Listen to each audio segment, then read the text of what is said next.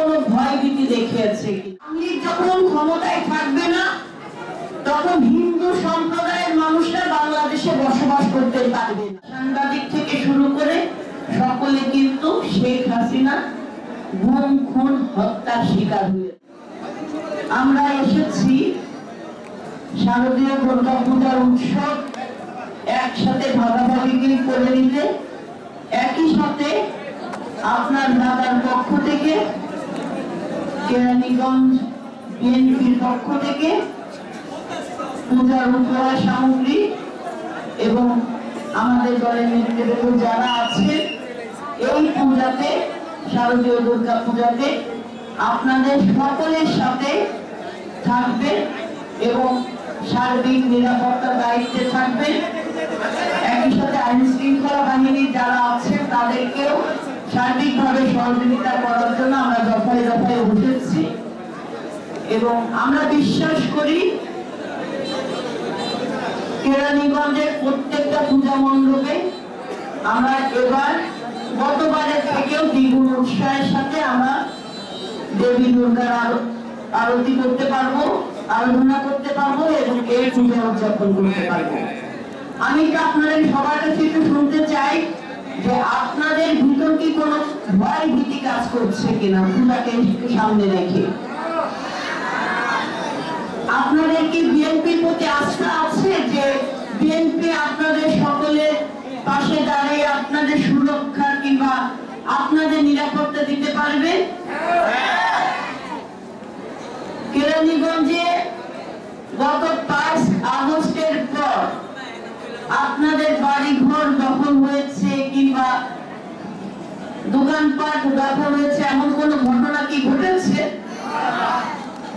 কিংবা আপনাদেরকে বিএনপি নাম ধরে কেউ কি কোনো ভয় ভীতি দেখিয়েছে কিনা?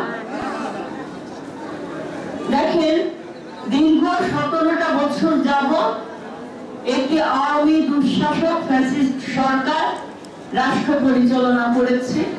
সেখানে জনগণের ভোটের অধিকারকে হরণ করে রাষ্ট্রযন্ত্রকে ব্যবহার করেছে, হাজার হাজার কোটি টাকা বিদেশে লুটপাট করেছে, দুর্নীতি করেছে। যখন তাদের বিরুদ্ধে কথা বলেছে সেটা বিএনপি হোক, কোন ভিন্ন মত গণতান্ত্রিক রাজনৈতিক দলের নেতৃবৃন্দ হোক, সাধারণ জনগণ হোক, ছাত্র জনতা, সাংবাদিক থেকে শুরু করে সকলে কিন্তু শেখ হাসিনা গুম খুন হত্যার শিকার হয়েছে। তো সেই জায়গা থেকে যখন বাংলাদেশে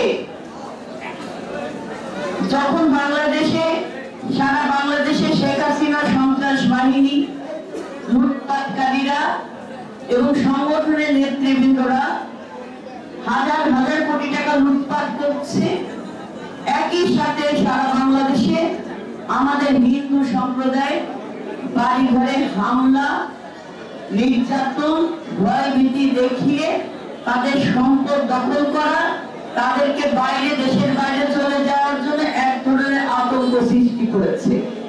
এটা সারা বাংলাদেশের চিত্র। খুলনাতে হয়েছে, ব্রাহ্মণগাঁও হয়েছে, শালনাতে হয়েছে, কুষ্টিয়ায় হয়েছে, নড়াইলে হয়েছে, সারা বাংলাদেশে মানিকগঞ্জ।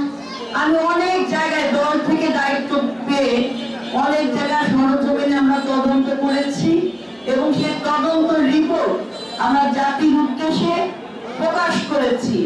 কিন্তু শেখ হাসিনা সরকার একটা হামলা এবং নির্যাতন, একটা বাড়িঘর দখলের একটা কোনো ঘটনার সুষ্ঠু তদন্ত শেখ হাসিনা সরকার করে নাই।